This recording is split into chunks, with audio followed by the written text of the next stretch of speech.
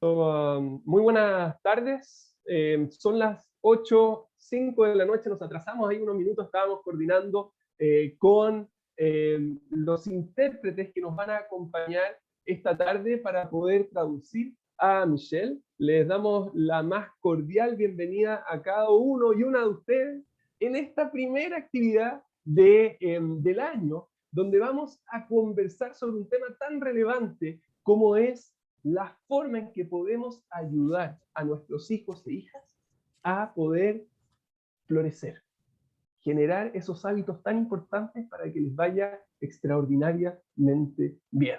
Y tenemos quizás a la persona más relevante hoy día a nivel, no se voy a decir mundial, internacional, pero quizás más importante, como es Michelle Borda, que nos va a acompañar.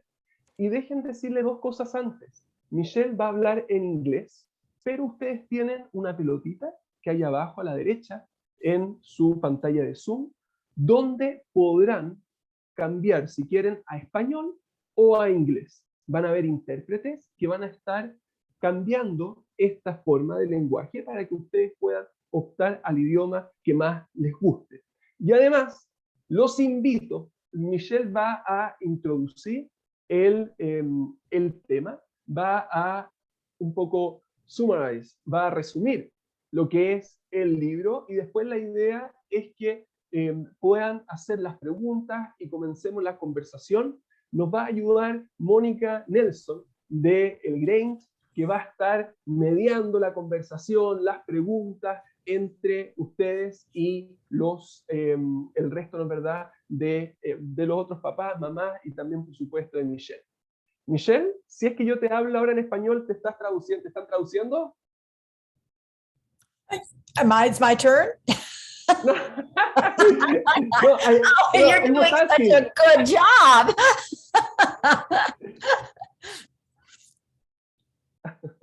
Okay, Michelle, thank you very much to be with us. It's a pleasure and honor to have you again after almost a year. So it's a great adventure for us. Michelle, thank you very much. Oh, you know what? This is an absolute honor. So thank you. I am so glad. I just wish I could be there in person. Remember the last time I was there, I had been in Santiago just about a year prior to when we were talking, and then came COVID and the world seemed to shut down. But I would love to be able to share with you a little bit about what we know about children now, what we're seeing in the world on the need for resilience. Actually, almost every night, last night I was speaking with Canadian parents. The night before that was Philippines and then Hong Kong. Everyone is concerned about kids, and we're remarkably seeing some very similar trends. I wrote the book Thrivers, and thank you for having a copy of it. It just came out in paperback 2 weeks ago, right before COVID hit. I was starting to see a mental health crisis in countries that I was visiting, especially in more affluent areas. And that is, their kids were more stressed and they were more anxious. So if you're looking at the first introduction, and it starts in Thrivers, you'll see that I'm speaking to a number of children in different spots of the world, and my radar of concern went way up. What I was beginning to see was that 1 in 5 American children was going to suffer from a mental health disorder. And I couldn't figure out the why. And I finally realized some of it was because of how they were being parented in today's world. It's a different world. Our children are more digitally driven. They're looking at screens and not each other. We became more competitive. We became more concerned about their grades and their test scores, which are clearly important, but we also forgot their character and resilience. So you'll notice that in Thrivers, what I tried to do is, most importantly, begin to show you a model.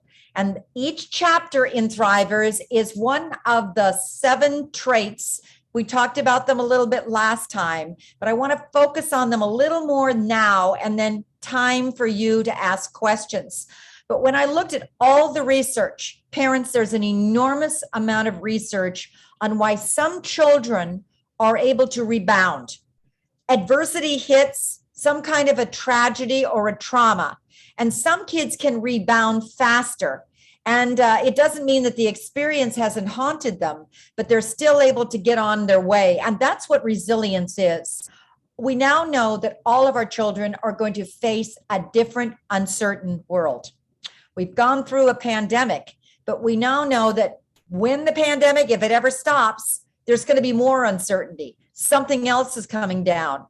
Your own country has gone through some big strikes. So too has ours. We don't know. And so the best thing I think we can do is parent our kids for resilience.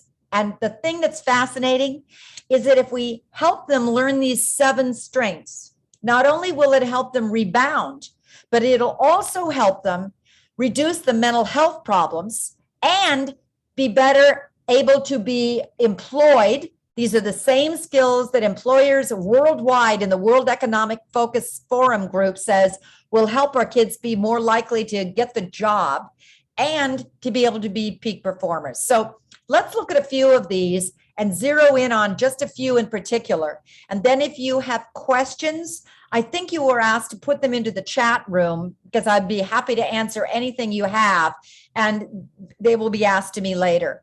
But the first thing I'm seeing that I don't know if you're seeing is what we now see is called regression.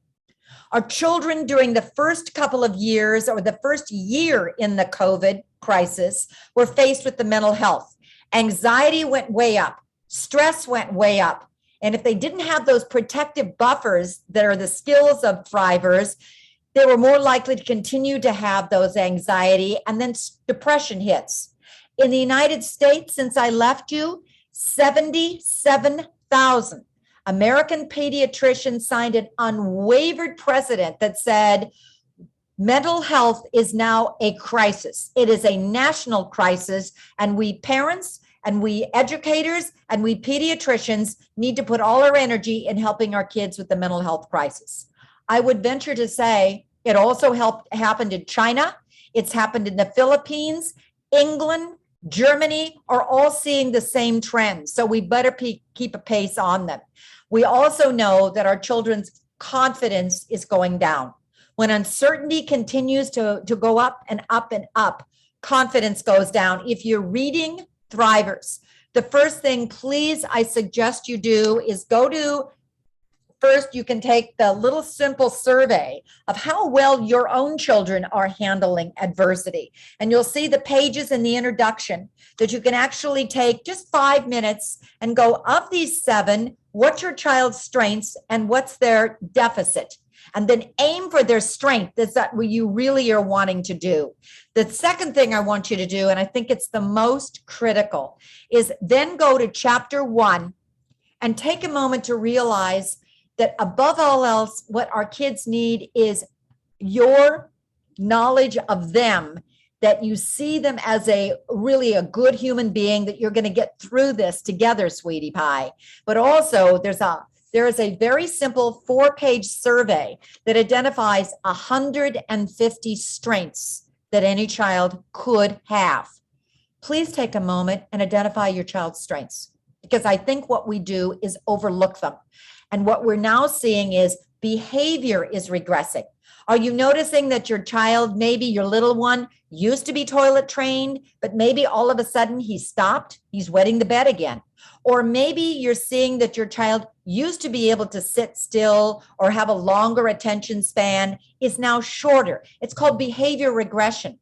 They're more irritable than they used to be. And if they're not, good for you. But most kids around the world first of all, we're seeing regression going.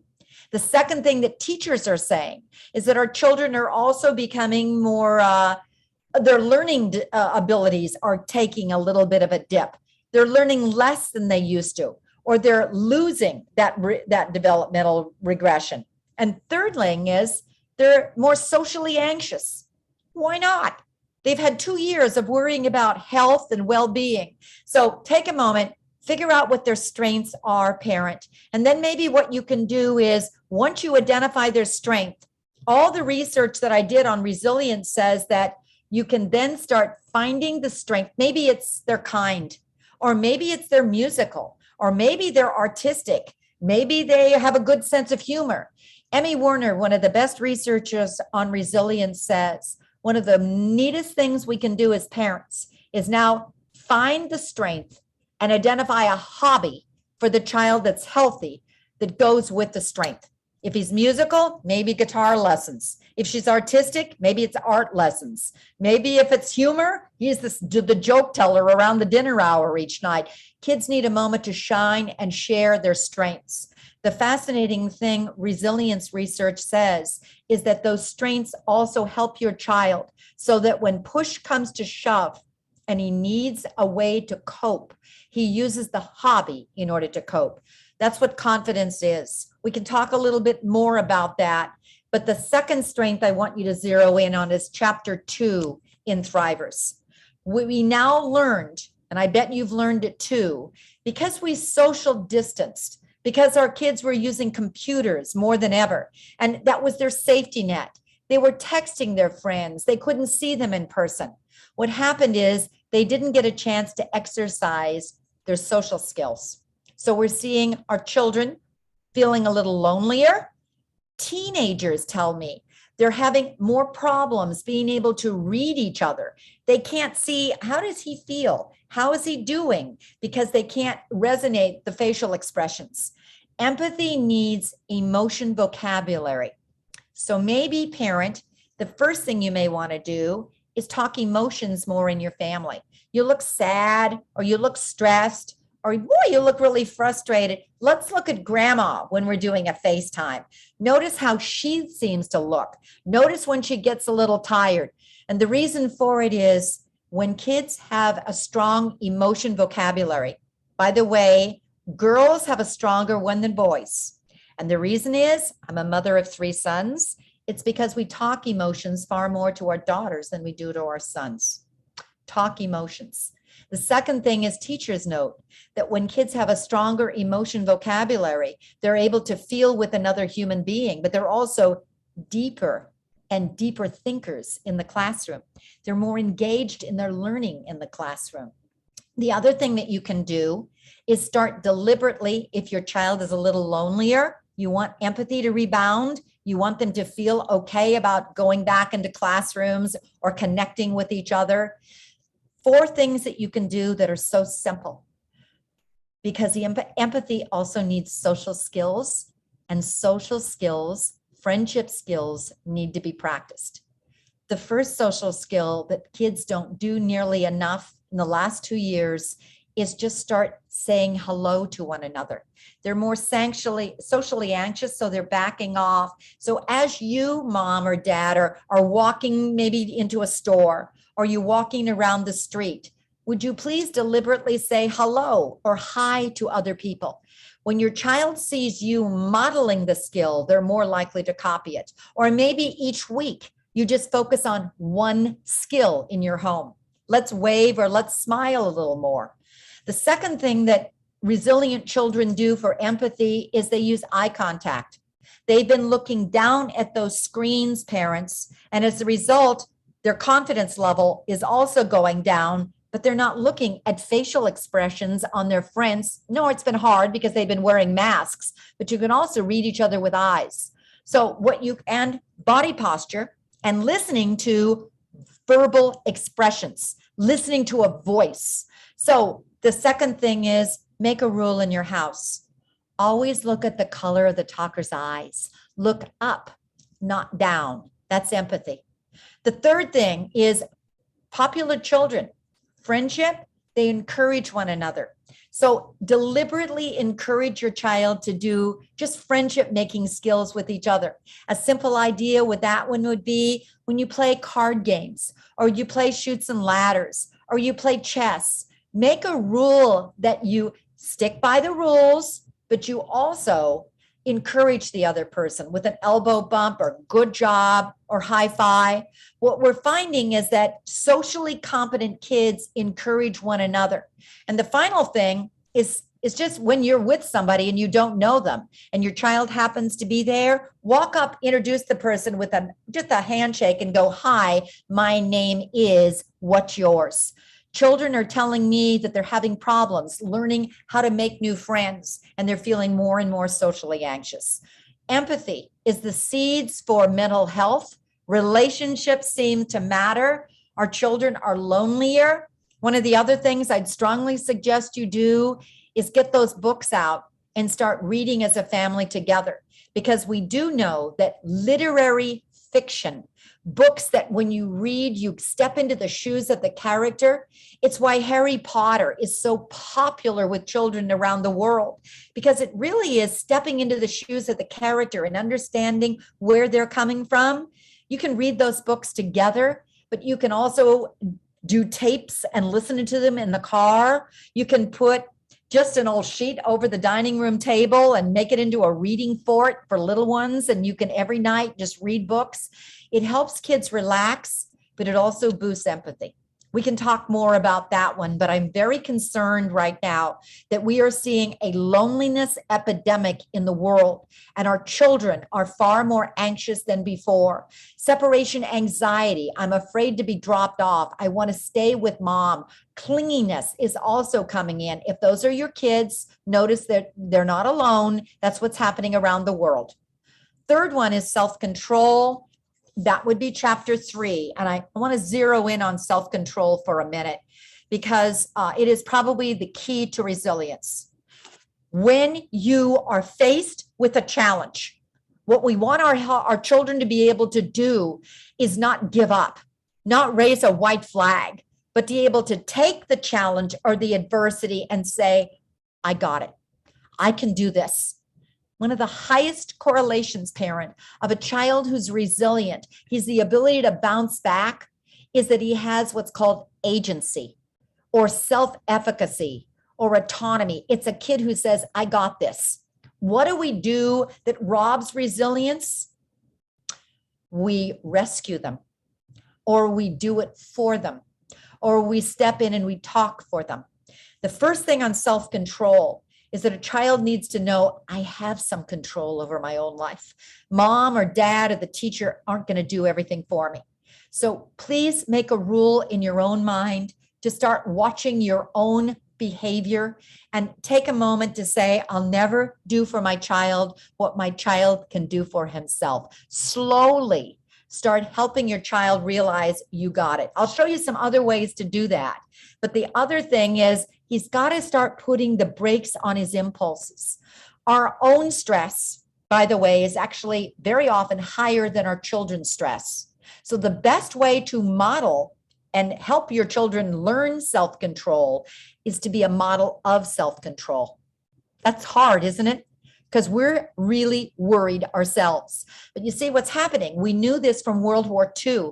A lot of studies were done in England when they watched children during World War II and which kids were able to, during a horrific war, handle the war better and to be able to, if there's ever a way, be able to bounce back and be resilient. And the highest correlation they found is that the parent was able to model, I got this, sweetie pie. The parent was able to model calmness, so too did the child. In the United States, what we've discovered is the best study that just came out, just was released, on which of American children are doing better during COVID. 14,000 middle school and high school, that's like 11 to 17-year-olds from different demographics were analyzed. And they found that the single greatest correlation of which kids were rebounding, which kids were more likely to be resilient, it's a child who had an I got it feeling, but it's also a child who had parents who were modeling resilience, parents who were modeling calmness. So the first step to self-control is take a moment on chapter 3 to look at everything in there, and there's a lot of things there, parent, and then ask yourself, which of those strategies can I first start to learn, model in my own home, and then do it over and over again so my children see me. The best thing is actually a 2-1 breath. And we learned that, you'll see that over and over again. We learned that the monks in, when I was in Tibet, you'll see that the stories in all of the chapters in Thrivers are based on my views and we just work around the world. But when we looked at monks in Tibet and we had the Dalai Lama send them to fly them over to Madison, Wisconsin, they put them into MRIs and they looked at their brain right here. Because they practiced slow, deep breathing and prayer, they actually were expanding the part of their brain where compassion is, self-regulation, and resilience. What did they do? Other than prayer, every day they did slow, deep breathing. Same you can do in your own home. They took a slow, deep breath the moment the stress built from deep in their tummy. Oh gosh, like they're riding up an elevator, getting oxygen into your brain is the fastest way to relax, and then hold it. Now slowly let it out, but make the exhale be twice as long as the inhale. And if you keep focusing on the breath, and oh, how many hours it takes for you to practice, parent, but that slow, deep breath over and over again, what ends up happening is your child begins to learn a way to manage his own stress. Do you have a young child? Then put your back to your young child's back. Lock arms and elbows together. And what you're going to do this time is take a slow, deep breath so your child can feel your back and take it in and breathe up and down and up and down. Teens tell me that one thing that we're doing wrong, don't you love it when teens say, here's what parents are doing wrong? But it's interesting when they say something right, is that we're teaching them these skills, but we're not practicing them enough. So the kids aren't able to practice them enough so they can finally do them without us. Remember that word agency? The highest correlation of a thriver is they're able to do these things without us. So I want you to take a moment when you look at the whole chapter on self-control and say, what do you think your child needs? Or what does your family need? And one more thing, if you have a very young child, you can teach that 1-2 breath a little bit differently. You can say, the first thing you're going to do is pretend you're smelling a flower. They get that as just a mnemonic. That's the first thing. Hold it. Now slowly let it out like you're blowing out a birthday candle. And the breath goes down, but the exhale always needs to be twice as long as the inhale. There's a lot of ideas. I just love the ideas that are in self-control. Some of the schools that I visited that are doing some of the most brilliant jobs of tools of the mind. One other little thing that I love is for very young kids. Right now, focusing ability is lower with all of our children, lower with us, because when your stress builds, and particularly if you've been looking at screens all the time, your focusing ability goes down. So what they discovered, you'll see in the chapter 3 of the first story, Tools of the Mind for Little Guys, is they had them just take a 3x5 card and they had them draw, what is it you're going to work on today? Or which center do you want to work on today? And the teacher and the child would develop a play plan. Like, I'm going to go build blocks. Okay, let's draw a picture of it. Now, what are you going to do? I'm going to build blocks. Good. Hold your play plan and go. Now, what they discovered that was amazing. Oh, parent, this is just a gold mine. If the child started to leave the play plan and started to leave the blocks, all the teacher had to do is say, what was your plan? Oh, yeah, I was supposed to do the blocks. Good. And he goes back to the play plan. You can do the same thing with an older child, but not like that. Take some 3x5 cards or Post-its and draw or write. What are the steps or the things you need to do tonight in order? Now put them in order and then rip them up each time you do them. Children say they need time management skills, and that could help. I want to skip integrity because I know that we talked a lot about that the last time. If you have questions, we can go to it. But I want to just center in on a couple more. The first one is curiosity. And I want you to please, if you can do anything, skip right to chapter 5. The most amazing thing that I did when I was viewing schools around the world who were extraordinary, I went to MIT Media Lab in Cambridge. That's for adults. And it's the place where the best inventions in the world are being created. artificial intelligence, robots, Surrey, driverless cars. And I sat there talking to the director of MIT saying, how do you create such extraordinary creativity? And he said, the key to creativity is keeping curiosity alive. And the key is that the person has to have agency. But they also need to, first of all, realize that they can solve no matter whatever comes their way. So parent, the takeaway for resilience is whenever your child has a problem from this moment on, swear that you will not solve it. Instead, you just say, like MIT would say, what's the problem that needs solving? For big people, it would be, like artificial intelligence. Okay, for little kids, I'm being picked on. Thank you for telling me. Now let's brainstorm what you could do instead. And you actually start helping the child learn things that you can do instead. Just rapid fire. MIT says, keep coming up with the ideas. Even if it's just for a minute, just keep rapid firing the ideas. And when you're all done, take the deep, slow breath and say, so which on the list we're going to get rid of? What's safe, or not wise, or not responsible, what you don't feel comfortable doing. You're teaching your child how to keep his curiosity alive. So when he faces a challenge and you keep just working through problem solving, he'll know that's no problem so great that can't be solved. So you begin to see that each of these strengths is teachable. I only chose them because they are teachable. The second thing, parents, is there's never too late to start teaching them. You can start usually around the age of 2 because it's when our kids start to develop a little vocabulary and they can speak, but it's never too late. Some parents go, oh my gosh, he's a teen or he's about ready to go to college.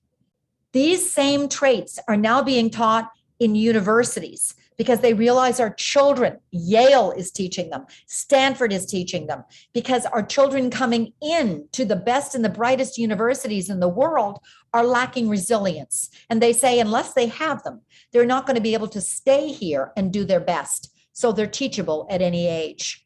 Another thing, when I was writing Thrivers, and you're going to see dozens and dozens of ideas, and each idea is age related, I want you to do one more thing. I want you to realize that it's a rare person, a rare grown-up that has all 7 of those strengths. So what I want you to do instead is start with the child's strength area. What do you already have going in your family? Maybe you're already doing your optimism, or maybe you're already teaching empathy. Start there. And then the next thing is go for one more strength area that the child needs, because if you add any 2 strengths together, any one strength amplifies the other strength, so they become like superpowers. See, resilience is not one strength. It's a combination of strengths.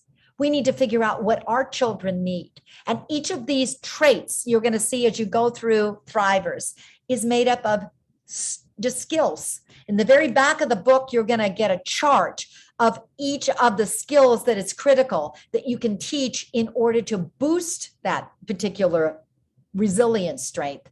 And then along the way, what you can also do is keep realizing that this doesn't have to be so hard, parent. We're stressed. We're working so difficult and so hard ourselves. But if you take just one little skill at a time and you say, I'm going to weave it in maybe a minute or 2 a day into my home or into my class, if you're a teacher, and I'm going to keep repeating the same strength over and over again, that's what creates a resilient child. Kids who have agency never do for the child what the child can do for himself. And the other thing we've discovered about resilient children is that they can handle the adversity because we're slowly starting to give them little bits of challenges in outside their comfort zone. Slowly, slowly, slowly. Remember, your expectations also have to be tuned into the child. You want to gently stretch them without snapping them. So make it look like a rubber band.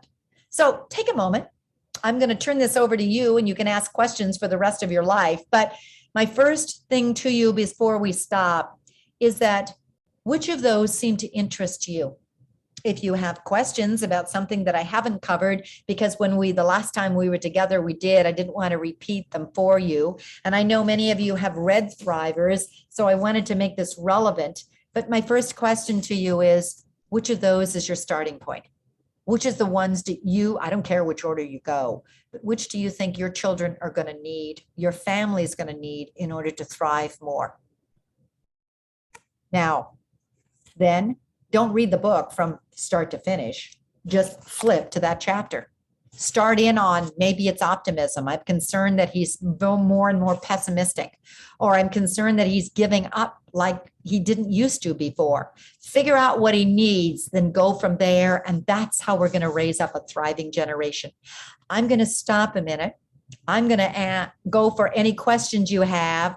And then if you don't have them, I'm going to keep talking, because what I really want to do is make this work for you. One more thing that I know you're going to ask is, Thrivers is also being translated into different languages. It's also in audio form as well as reading form. And it's also in digital form if you have a Kindle and you'd rather have it that way. It was the last time we talked only in hardback. It's now in paperback. So there's lots of possibilities. The other thing that I strongly recommend that other parent groups are doing is don't read it alone. Get another like-minded parent and read it together. Just go into the one chapter, or just, why don't you read page 220? I'll read page 220 and let's do this together. Because look, it's lonely doing this ourselves. And if you can find another like-minded mom or dad, grandparents are a gold mine. Pass it on to the grandparent as well. That's how we're going to raise up a generation. So we're all on board together and reinforcing the same thing. What do you want repeated? What questions do you have? I'm turning it over to you. Thank you, Michelle. We already have a big number of questions. So, okay. Yeah, the first I have here is not the first question, but anyway, they were asking, how do you work perseverance with kids? Oh, perseverance. Here's what we know. I love that you asked about it, because it's probably the top question that I'm now getting asked by parents. And the reason for it is, are you noticing that your kids are not as we say, motivated like they used to be, or they're giving up quicker than they used to be? Or I just did a focus group with a number of kids and they say, I don't know what it is, but we're kind of like lazy. Why is that? So let's talk about it, because the first thing is I want you to have some empathy for your kids. And then let's talk about some strategies for perseverance. The first thing you're going to notice is that perseverance is kind of nosediving for children, because if self-control is low, I can't keep the brake on my stress, that impacts your focusing ability. So their attention span is shorter. I don't care if they're 3 or 45 than it used to be. Are you noticing that your attention span is lower? Are you noticing that you're kind of zoomed out these days? So what do? First thing is you teach self-control. You teach perseverance and self-control at the same time. You don't quit doing one. It's not like you're going to stop helping your kid be the best they can be, but you're going to have to help your child figure out how to keep the brakes on that stress. Because when stress mounts, guess what, parents? Cognitive abilities stop. You cannot think at this level of your brain when your stress at a lower level is taking it and zapping it. Find a stress management technique. Go to chapter 3. Number 2. First, perseverance. Use the rubber band technique. Figure out your child's capability in the area you're worried about. Did he stop practicing the guitar? Or maybe all of a sudden his math skills are going down. What's the area that worries you the most? Not everything, but zero in. Next, conference with the teacher. Find out what his ability is at this moment, not what he used to be, or what you think the other kids are doing. What's your child's ability? You've got to zero in on that ability. And now from this moment on, what you're going to do is stretch your child gently. The next thing you're going to do for perseverance is use Carol Dweck's research. Look at chapter 6. It's a gold mine. Carol Dweck is one of the best researchers we have in perseverance in the world. What she found is that children more likely to hang in there and not give up have parents who don't emphasize, what did you get? What was your grade? What was their test score? She said the parent instead emphasized the effort. I love how hard you worked yesterday. Yesterday, you were hanging in there for 30 minutes. Today, you were hanging in there for 35. They took one step more. That's what I want you to do. Emphasize, I know this is hard. When the kid says, I don't know how to do this, Mom, you say, you don't know how to do it yet. You make success in your home be a gain, one step more. Here's another thing I want you to do, and use what Olympic coaches do. When a kid, as an Olympic athlete, never says, I'm quitting. The coach who's really good says, let's review the tape. Let's review your swimming yesterday, and let's find the one little thing that's getting in your way, not your swimming, but the one little thing. Too often we make it too big. Zero in on the stumbler, the thing that's getting in the child's way of succeeding, because that's what's creating the stress. If the stumbler is maybe he's borrowing and carrying the wrong way, or maybe he's forgetting to write down the homework assignment, or maybe he's doing his homework too late, is there one little solution? Or if the stumbler is the one thing that he's borrowing and carrying the wrong way, then zero in on helping him learn how to correct that one area. And that's what really good coaches do. It's your foot.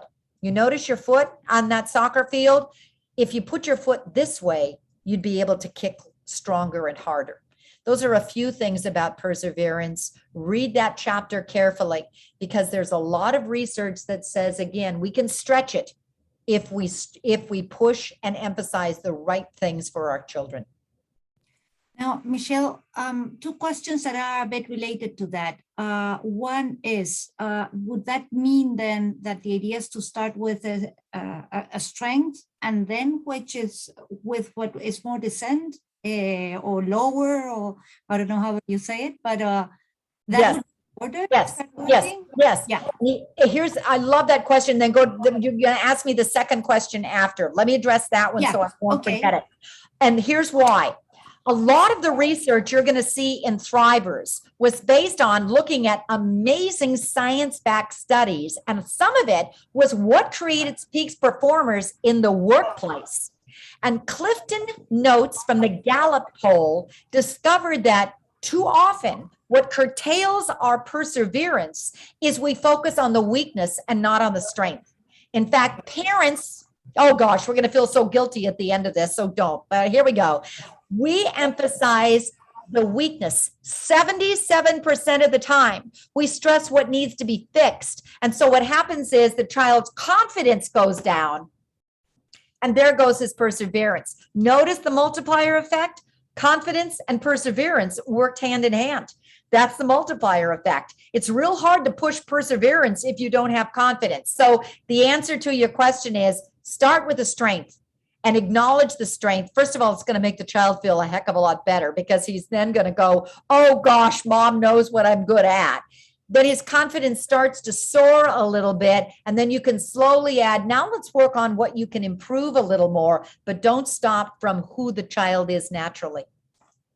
Perfect, because well, that's not easy. So yeah, it's not easy. It certainly is not easy. We tend to focus on the weaknesses. So yeah, you're absolutely right. Now, some of the questions are kind of they're looking at teenagers and some other smaller children, but there's one that, although it's related to younger children, and that is, how can you cope with tolerance to frustration that's really low, especially in the little ones, but I would say also in teenagers.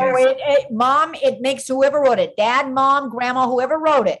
We are seeing irritability across the board. And also next week, I am doing it with in a business world. And they said, please come in because all the adults are so irritable. So we're all really on edge. The first thing is recognize it. Because the worst thing we do for irritable kids or irritable spouses is we react. Watch it. Because when you react, It means, why are you doing that? Or your face goes like this, or you want to tell them that isn't the way to act. And what does is that it actually increases the irritability instead of stopping it. It's kind of like, have you ever watched a movie? Oh, please do sometime in your spare time, of any movie that deals with a really good negotiator. FBI negotiators in our country have actually discovered that the goal to go into a really, really, really volatile situation is not to go in there and say, stop it and put your gun down. Instead, what they want to do is make the situation calm and trusting so the person can open up. And the first way you do that is watch a really good negotiator. They're calm. My point to you is be calm yourself, and it's really hard. And so my first point to you is figure out how you're going to respond differently now, not when you are upset, because nothing makes us more upset than an irritable child. The second thing is I'm going to please encourage you to do something else. And that is watch your child. I don't care if they're 17 or 3. The next mistake we do is we wait until the meltdown, like the temper tantrum. And they're in the middle of the toy store aisle, and I hear the parent, when the kid's in an exorcism, telling the kid, calm down. And I want to tell the parent, it's too late. You should have waited, and you should have started when the kid is at the beginning of the meltdown, and you can see it. Watch the child and see if you can identify what they do each time before they're in meltdown. The kids will do the same thing. Some kids go like this. Some kids, their feet start to go. You've got seconds, parent, until the meltdown comes. Some kids, you can see them grind their teeth. Maybe the first thing you can do as a family is start helping each other identify what your stress signs are. This isn't time out. This is time in. I notice that right before you get stressed, sweetie, you always go like this. Or I notice that right before you get stressed, you start to rock. And then what you could do, another thing, don't do all of these, but find one, is that many parents are also coming down with a calm down signal. Many of our kids, when they're irritable, they get very verbal. And then we get verbal back. And it gets into a shouting match. And it doesn't get us anywhere. But if you go like this, it means I need space and I'm not going to say anything. You can do the same thing. If you need space, you go like this, but you don't say anything. You walk away and then you come back. Some families are also creating calm down corners in their homes, a space you can go to that your kids help you create. For if you're talking about a 3-year-old, you put bean bags and their teddy bears. If you're talking to a 17-year-old, 17-year-olds tell me they load their iPads with really soothing music. Or a 14-year-old says, I put my goldfish there and I watch the goldfish go round and round. Find what works for your child. I gave you a number of things, but irritability, you got to respond and not react.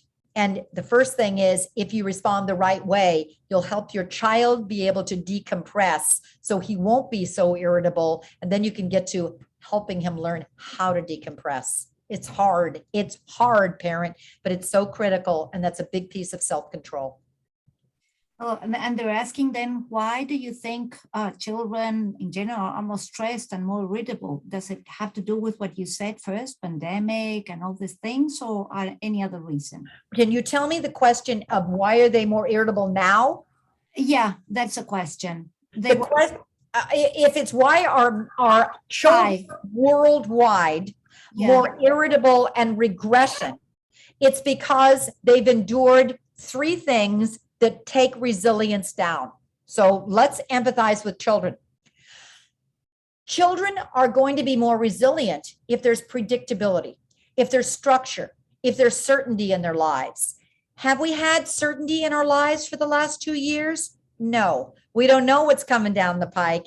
And that uncertainty, will school be open? Will it not? Can I go to grandma's? Can I not? Will I be on Zoom? Will I not? Do I take an injection? Do I not? Uncertainty boosts stress. The second thing that boosts stress is fear. And many of our children, we can be calm. We can say, I didn't say anything about it. But tell you, if they're turning on a TV, they've been watching a daily death count. And now they're watching war feeds that are horrific. They're seeing news that is horrific. And it's fear. So what happens with many of our children is, particularly little ones, parents, they may see news and they don't know that that's happening in Ukraine. They may think it's happening next door. We learned that in 9/11. We found that many of our children were suffering from post-traumatic stress in California, even though it took place in New York, because they were watching the same image of the planes going through those towers, until finally we realized they think it's repeated attacks and they think it's coming again and they think it's down the street. Fear, or they watch us. The last thing is they don't have protective buffers to help them. They have none of these, or they don't have the, how do I decrease my stress? And so it starts to mount. What we know about children who have resilience, parent, is that they have you, a caring champion in their life. And frankly, that's the other great thing that's creating them to be more irritable. We're more irritable. And the other thing is they don't have those buffers. And maybe if there's a moment, let's have a drum roll and be really serious. If there's anything that we can do as parents in this world, is know that we are raising our children in a different world. We don't know what's coming down next. And that's why we have to prepare them for a different world of adversity. Hopefully all will be well, and hopefully where all our prayers will be answered, but we can't guarantee that. And that's why children who are more likely to have solid, good mental health are going to be kids that have these protective buffers. Perfect. Now, do you think that's easier with little children or teenagers, or with anyone? It is. We know that it's easier for younger children. And we know that because pediatricians worldwide have been looking at 5-year-olds versus 17-year-olds. And what we discovered, and what we did, is we started watching the number of children 5 to 11 or 5 to 7 who are going to emergency room visits for depression or anxiety and stress. And we saw a major increase in the last year. By the way, stress is increasing now, even though it looks like COVID's going down. Even though it looks like, so be careful, it's actually increasing. The other thing is we compared that age kids to kids 12 to 17. The first thing we noticed, parents, is that 12 to 17-year-olds were increasing in anxiety, stress, and depression, as well as suicidology. That's the first thing. Why? Is because they didn't have the protective buffers. But the second thing, they were reading and understanding the real major factors that were happening in the world. They tell me that they're really worried about the world. One of the things they say they're worried about most, this will kill you. Will there be a future? Will I have a world to live in? They're not just worried about war. They're worried about climate change. They're worried about all kinds of things that are happening in the world. Where younger kids, we can buffer them a little more because they're not so likely to hear the news and understand the news, or we can turn it off. Watch what's happening with your children. Empathize with them. You cannot talk a child out of fear. You can't.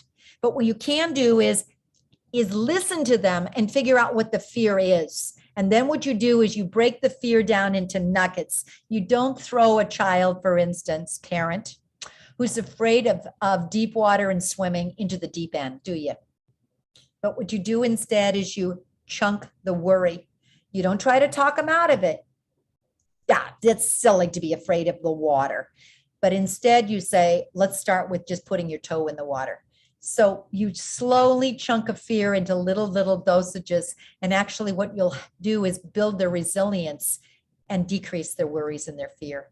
I got it, Mom. I can handle it. And Michelle, and what if that child is going through a period where he's really low, he's really not motivated, kind of depressed? How can you help there?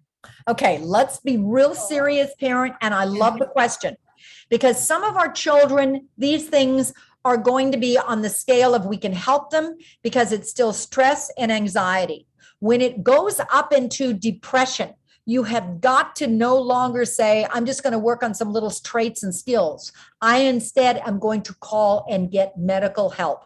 When do you call and get the medical help or get a trained counselor, a trained psychologist? I use TOO. Nobody knows your child better than you, parent. Nobody. So I would suggest the first thing is use a calendar without your child knowing and track your worries. How often are you seeing this change in this child's behavior? If you tried all of these things we're talking about, but it's not improving, how long is that going? Are you seeing that your child is too different from his normal? Okay? Every kid's going to have a bad day. We're all going to have bad days, but it's too different. The second worry is that it's increasing. It's too much of a change. Third thing, it's also my own radar. I'm too worried about my child. I know something's wrong. Then pick up the phone and get help, because the best thing is for the counselor to say, this is normal. And it's also a best thing to say, it is depression. Let's do something about it. Well, thank you for that, because the question was, which would be signs of alert that you need to ask for help, but you just said it. Oh, thank you for that. Now, well, still many questions. Also, what happens on self-harm that is seen now in teens? Yes. It's been increasing. Yes. What do you think about that? Well, first of all, I think the answer to the question is you've already said it, and I want you to be aware of it. One of the other, we are seeing numerous new trends or increasing in trends. Here's the first thing you need to know. Kids, prior to the pandemic, were doing self-harm.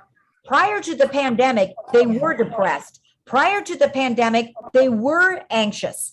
But a crisis like this, any crisis, only amplifies a pre-existing issue.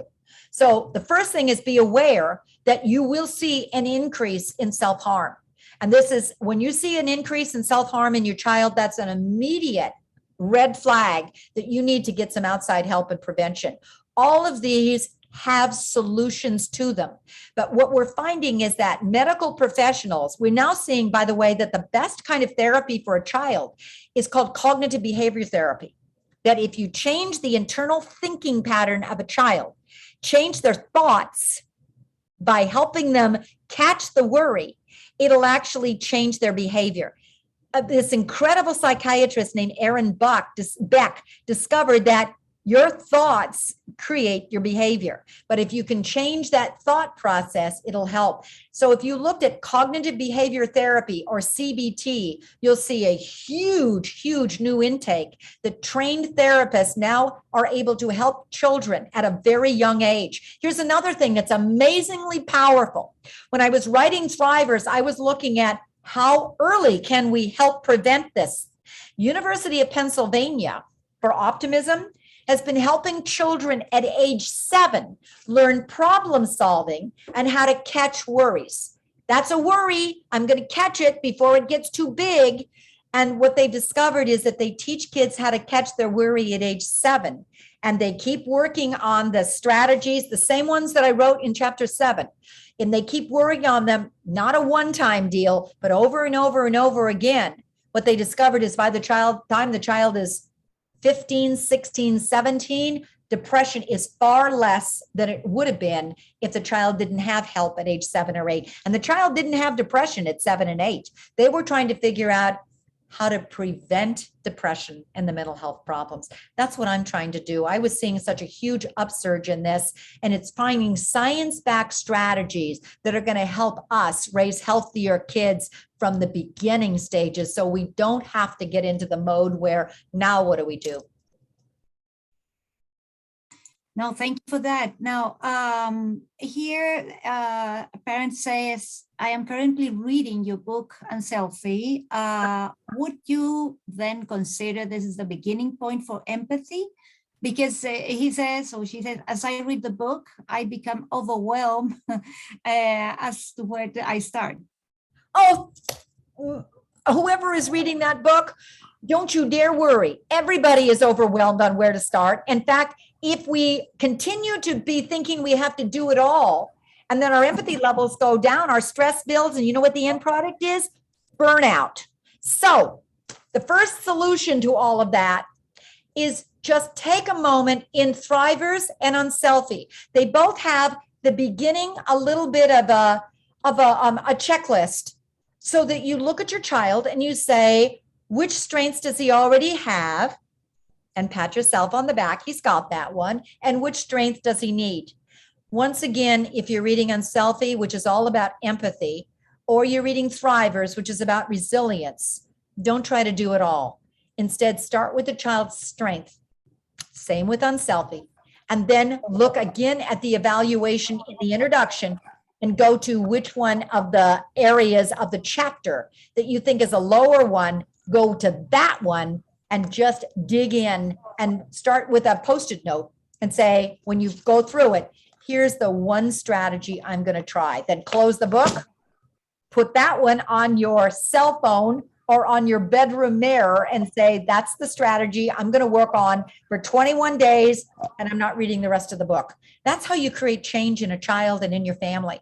It's getting your foot in the door. It's actually a psychological trait. Get your foot in the door, try one strength at a time, one little skill at a time, keep practicing. Your own efficacy will go up. You'll slowly begin to see change, and that's what will make a difference with your children. No, that's perfect. But the most important thing, as you said, start with the strengths and don't focus on the weaknesses, because that's fantastic. So we have more questions, but I know time is running. So I would like to ask you here, it says, how do you test for curiosity and connection between questioning and curiosity? Oh, I love that question. Actually, some of the best studies in the world are on curiosity. And the first thing they're looking for, and you'll discover it, is an openness to possibilities. So a curious child has an open mindset. He's not like, okay, I'm not going to try that, or I'm not going to try that. They're just open to, that's a neat idea. I didn't know about that. Our little ones at age 2, 3, and 4 are absolutely glorious. Everything is a why question. It drives us nuts, but that's what curious kids are all about, the why. What we want to do is keep expanding their why. And then pretty soon what happens if curiosity stops, it's because we've given them too many, there's only one answer to that. Or we now know that if you keep evaluating it or getting a gold star for that idea, not that idea, it stops them.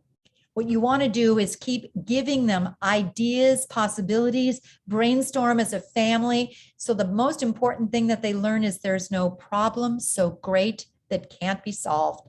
It's in my brain. All I need to do is storm it at the possibilities, because resilient children, they never see the challenge as, I might as well give up. I can't see around it. A thriver says, hey, that's a problem, but I'm going to find a way through it. And that's how we're going to help our kids thrive the rest of their lives, is find a way through it. Perfect. Michelle, we have more questions. There's one I would like to ask you anyway, but I want to ask you first, for how long can we go? Because it's been almost an hour now. Well, unfortunately, I thought this was an hour, and I've got somebody coming to my house in an hour. If there's one more question, let me know. Yeah. Then one question, because they're asking here, if we try one skill at a time, and if you're a teacher and you're trying to make a difference from your class for 25 students, something like that, what can you do? How can you start? Oh, thank you, teacher. Because you do one skill at a time. I have pilot sites in the country that are now taking these, and they're going through, and what they've discovered in Temecula, which is Southern California, what they have done purposely is take one skill at a time. And then what they do is that they just keep repeating it over and over and over again, the same skill every day. And what they discovered is that the child who never learned the skill begins to get it. The child who was really good at it is just expanding it. And the most amazing thing, teacher, that they've done that I'm blown away by is that they've created what's called Thriver squads of kids. What they found is a group of kids, and they video the kids. And each month, the kids get in front, and we're talking about maybe 12 kids or 20 kids, but they're all kids that wanted to do it. The kids video the skill. And then they create the video, they put it on a screen, then the whole class watches it. They're all sitting up because it's not the teacher. They're listening to their classmates, and the kids are teaching the kids the skill. And they are creating phenomenal transformational gains. Everybody's happier and everybody's thriving. And by the way, The teacher is then learning the skill. And if you learn the skill by practicing it, your own burnout goes. So it's a win-win-win. That's amazing. Now, Michelle, will the book be, because you said at the beginning something like that, but will it be in Spanish? Do you know about To that? my knowledge, that my agent has said, I asked that it is being translated in Spanish. I have unfortunately I wish I could push it. I don't know when it's coming out, but thank you so much for that question. But it will be then. That's Yes. perfect. And they are asking if we have some books. We will have them at school. I imagine that at Lincoln School, which is the other school that's joining us, I think they are going to have them at school as well. If anyone is interested, I have some copies. Daniel sent me some copies so we can share them. Thank Send us an email and we'll share them because it's a really, really good book. I've been reading it. Thank you. For that, Michelle. Amazing. Thank you. Well, you can also go on Amazon, and I think Amazon is in each country, but you can click it and there's another possibility. So thank you so much. Well, thank you. Daniel, you want to say goodbye? No, I know, Michelle. It's has people who is coming, so it's at home. So only say thank you very much as always. Was very nice to hear everything, to listen to Michelle, after to read the book and to rehear that was very wasn't a reinforcement effect. So I'm very happy for me, and I guess also for all the people. So thank you very much again for everything. We really appreciate it. Oh, thank you. Bless you all. We'll get through it one top at a time. We're going to thrive. Thank you. Thank you, and hope to see you here. Oh, I would love to be there one of these days. I love your country and I love the people. Thank you. Well, thank you very much, and enjoy your afternoon and your friends. Bye-bye, Michelle. Bye-bye. Thank you. Thank you. Bye. Bye. Bueno, y aprovechamos de despedirnos también de cada uno y una de ustedes. Muchas gracias por estar acá hoy día con nosotros esta tarde, acompañarnos, a capacitarnos un poquito más, y esperamos que poder vernos en mayo nuevamente con la siguiente extraordinario, es Dr. Cardigan, que es uno de los autores quizás de los bestsellers más relevantes hoy día, que es Glow Kids. Así que están ya todos invitados e invitadas para nuestra próxima sesión. Cariños, que les vaya muy bien, un gusto, muchas gracias, Mónica, como siempre, extraordinario ahí en las preguntas y en esas ideas. Así que muchas gracias, y por supuesto también ahí a Javier y Marilú, que nos estuvieron ayudando en la traducción de Michelle. Que les vaya muy bien, muy buenas noches. Muchas gracias, que estén muy bien. Gracias, Daniel, espectacular. Gracias. Chao, chao, que les vaya bien, gracias. Chao. Cerramos.